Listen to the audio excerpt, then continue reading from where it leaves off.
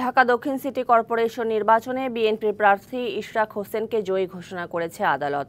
বৃহস্পতিবার নির্বাচনী ট্রাইব্যুনালে দায়িত্বপ্রাপ্ত ঢাকার প্রথম যুগ্ম জেলা জজ মোহাম্মদ নুরুল ইসলাম এ রায় ঘোষণা করেন। এছাড়া ২০২০ সালের ১ ফেব্রুয়ারি অনুষ্ঠিত ওই নির্বাচনে ফজলে নূর তাপসের জয়ী হওয়ার ফল বাতিল ঘোষণা করা হয়। ২০২০ সালে ঢাকা দক্ষিণ সিটি নির্বাচনে ৭ জন মেয়র প্রার্থীর মধ্যে ২ জন হেভিওয়েট প্রার্থী ছিলেন শেখ ফজলে নূর তাপস ও ইশরাক হোসেন। সে সময় তুমুল জনপ্রিয়তায় ছিলেন ইশরাক হোসেন। সেই নির্বাচনে শেখ ফজলে নূর তাপসকে জয়ী ঘোষণা করা হয়। পরে ২০২০ সালের ৩রা মার্চ সেই নির্বাচনে কারচুপির অভিযোগে ফলাফল বাতিল চেয়ে আপিল করে ইশরাক হোসেন।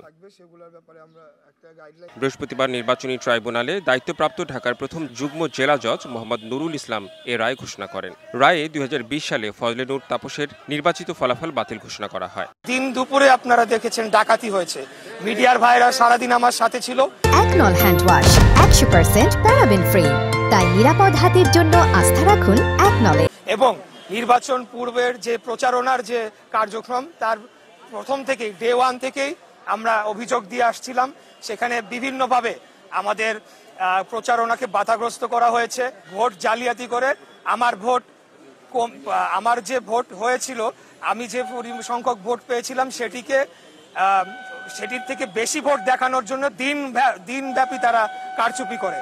তো সেই বিষয়ে আমরা তখনই মামলা করেছিলাম সমস্ত নথিপত্র প্রমাণাদি দিয়ে, যেটি ইতিমধ্যে আমাদের আইনজীবী যারা রয়েছেন তারা আপনাদের কাছে ক্লিয়ার করেছেন। সবচেয়ে মূল বিষয় হচ্ছে আজকে ন্যায় বিচারের আমি পেয়েছি।